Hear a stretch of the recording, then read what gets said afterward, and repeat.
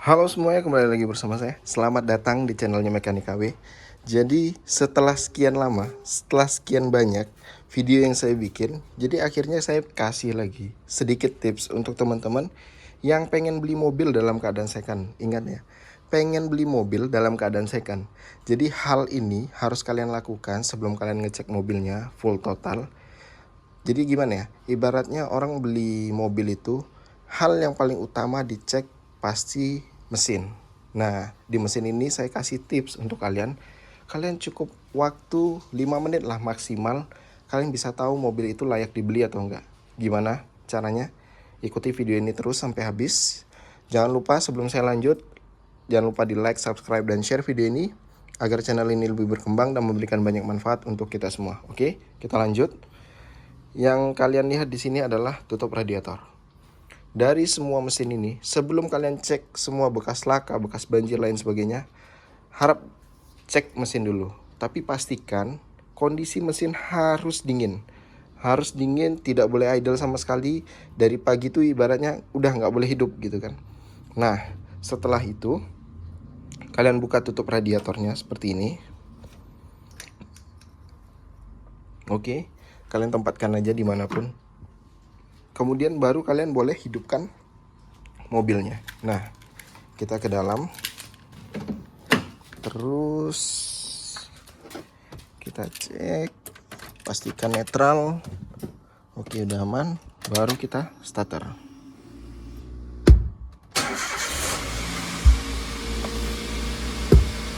Oke, biarkan dia idle dulu sembari kita ke depan. Nah, seperti ini. Teman-teman bisa cek di tutup radiatornya seperti ini. Tunggu sampai mau dingin mau agak panas, itu sebetulnya sudah kelihatan. Nanti dia bakalan ada buih. Nah, kalau dia berbuih seperti video yang saya tunjukkan ini, saya tampilin. Nah, seperti itu berarti mobil tidak layak kalian ambil kalau harganya tidak masuk. Maksudnya kalau harganya sesuai pasaran, dengan kondisi mesin seperti itu bagusnya dihindari. Tapi kalau airnya tenang seperti ini, mau dia panas nantinya dia hanya meluap aja, it's okay, nggak ada masalah.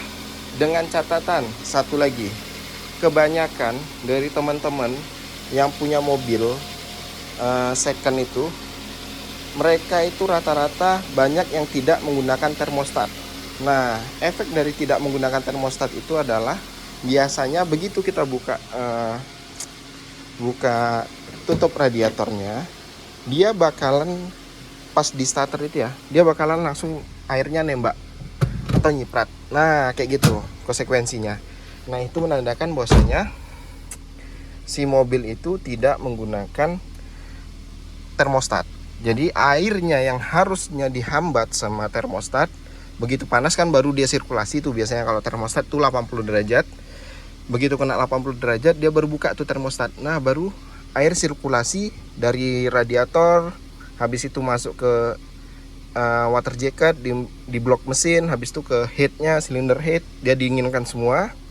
Habis itu didinginkan dengan terpaan angin dari depan dari radiator atau dari kipas, baru dia bisa dingin. Nah, kebanyakan teman-teman yang punya mobil lama, mobil-mobil tua itu termostatnya dicopot dengan alasan lebih cepat dingin katanya, biar cepat dingin. Tapi sampai sekarang nggak terbukti, sama sekali tidak terbukti.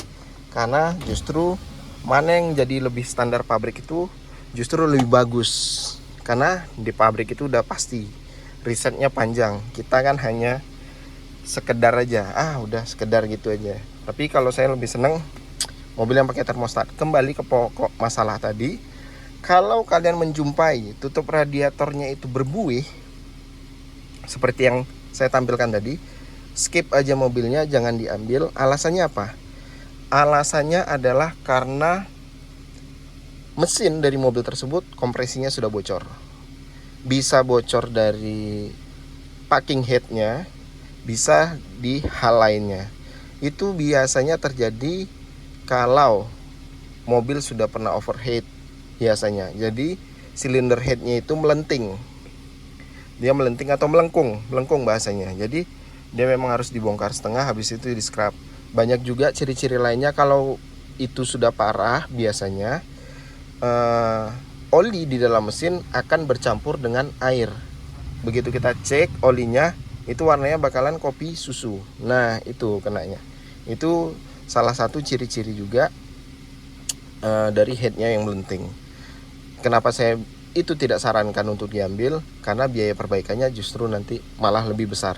Karena gini ya, kita paham mobil second ini pasti banyak kurang, tapi kita bisa memilih. Bahasanya kayak gini, memilih yang terbaik dari yang terburuk. Udah itu aja. Karena kita beranggapan bahwasanya mobil second ini, kalau teman-teman pasti nanti banyak yang komen kalau mau bagus beli baru. Saya udah jelaskan di beberapa video saya, kalau untuk beli baru nggak usah diajarkan. Kalau ada duitnya toh pasti dari teman-teman kita semua pengen beli baru.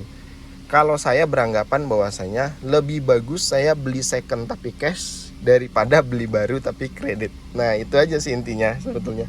Jadi memang gimana ya, masalah seperti itu sudah banyak saya jumpai di dalam inspeksi ya, pengecekan mobil-mobil second, mau itu perorangan, mau itu showroom, mau itu pedagang satu-satu. Ada juga yang terjadi seperti itu. Nah, itu biasanya saya hindari. Saya tidak pernah rekomendasikan sama si pembeli karena saya sebutkan alasannya bla bla bla bla seperti tadi. Jadi memang hal itu sangat-sangat tidak rekomendasi untuk diambil. Jadi teman-teman jangan bertanya lagi, kenapa kok nggak boleh diambil, kenapa kok nggak boleh diambil. Nah, itu dia. Nah, seperti ini kan biasanya. Tapi kalian tetap buka aja tutup radiator tadi sampai ampere panasnya naik. Tadi saya hanya mencontohkan dan memberi video sampel bagaimana buih itu bekerja ketika mesinnya panas.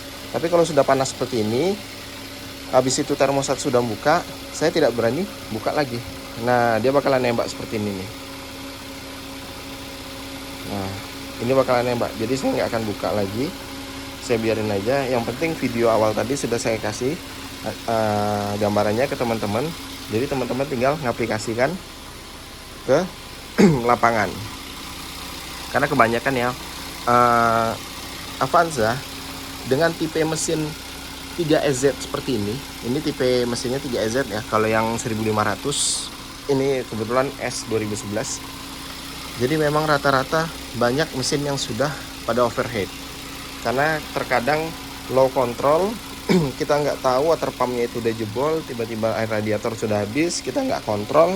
Nah, di situ biasanya terjadinya overheat pada si mobil tersebut. Dan apesnya nanti ketika mobil itu dijual, dapat di kita, malah justru PR-nya itu banyak di kitanya nanti. Oke ya. Sekian video kali ini. Terima kasih yang sudah tonton. Jangan lupa di like, subscribe, dan share video ini agar channel ini lebih berkembang dan memberikan banyak manfaat untuk kita semua. Terima kasih.